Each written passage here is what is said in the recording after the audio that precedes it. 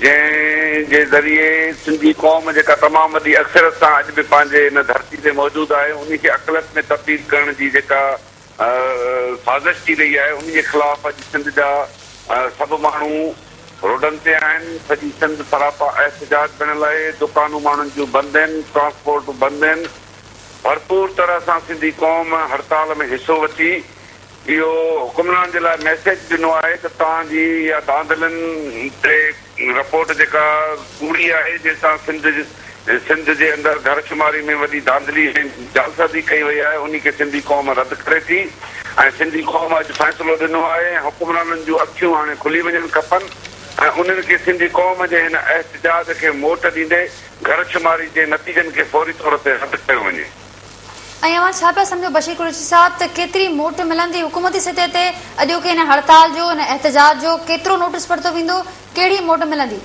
सिंधी क़ौम जे हिन भरपूर आवाज़ खे मोट सरकार जी तरफ़ खां मुसबत मिलणु खपे ऐं हिन एहतजाज जो नोटिस वठंदे घरशुमारी वारनि नतीजनि खे रोके ऐं उन्हनि खे रद्द कयो वञे।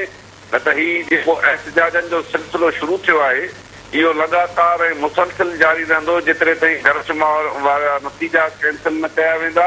ऐं नए सिरे सां सिंधी क़ौम खे एतमाद में वठी जेकॾहिं घरशुमारी न कराई वेंदी त हीउ एहतजाज भरपूर तरह सां हलंदो। हुकूमत खे सिंध जे माण्हुनि जे हिन एहतजाज जो नोटिस वठी फौरी तौर ते अमल करणु खपे ऐं सॼी सिंध जे अंदरि जेको रवैयो ख़ुसूसन MQM जो रहियो आहे कराची जे अंदरि,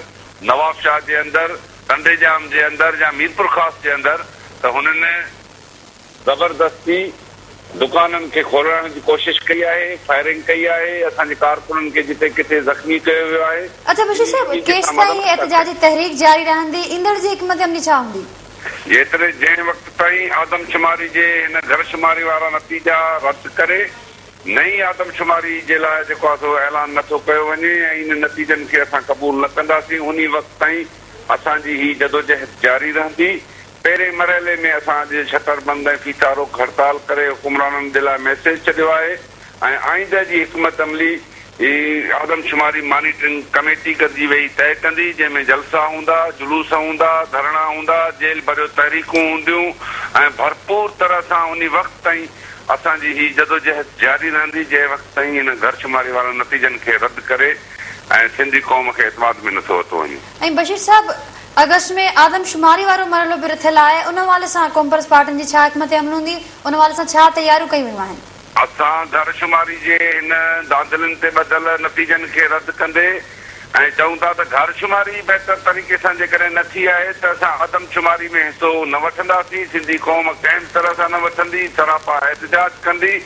ऐं उन वक़्त ताईं एहतजाज असांजो जारी हूंदो जंहिं वक़्त ताईं हिननि नतीजनि खे रद्द नथो कयो वञे ऐं नए सिरे सां जेको आहे सिंधी क़ौम खे एतमाद में वठी नतीजा पधराइण था कया वञनि। अवां जी वॾी महिरबानी बशीर ख़ान कुरैशी साहब के टी न्यूज़ सां ॻाल्हाइण लाइ। नाज़रीन, जस्कम चेयरमैन बशीर ख़ान कुरैशी सां